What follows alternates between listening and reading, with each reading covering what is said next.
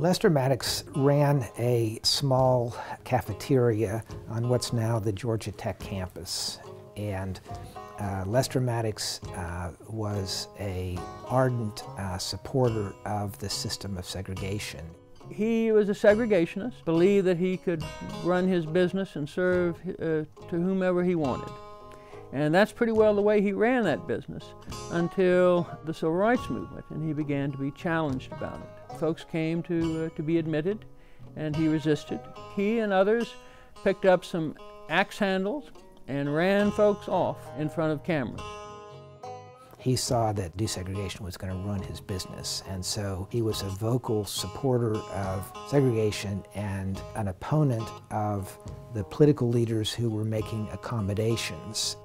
And when in the Civil Rights Act of 1964 was passed and ratified, Maddox decided to close his cafeteria instead of observing the law.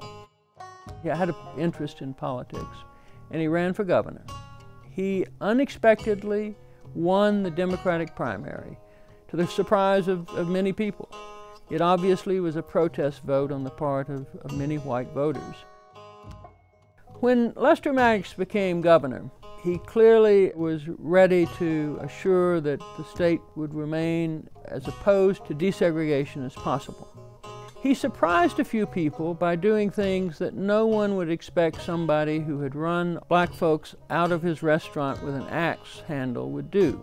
He appointed some black people to office, to appointed office in Georgia. And that surprised a lot of folks. They thought he would try to maintain an all-white government. Governor Maddox did not do that. But he also did not welcome desegregation, and he resisted it as much as he could within the powers of his office. He also exhibited very little sympathy and understanding of the African American community. For example, when Dr. Martin Luther King Jr. was assassinated, he refused to lower the state flags in honor of his death. It was clear with all of the changes that were taking place in the public schools, in the universities, with the Civil Rights Act of '64, the Voting Rights Act of '65, and the Fair Housing Act of '68, that was much more difficult to maintain. And so Lester Maddox, as governor, had to begin to make accommodations himself. We had a Georgia law at that time which said that no governor could succeed himself, so that you could have one term but couldn't run again next term. You had to wait at least 4 more years. Well, Governor Maddox decided he didn't want to wait 4 more years. He would just run for lieutenant governor. And the person who took office as governor was Jimmy Carter, who ran as a clear moderate.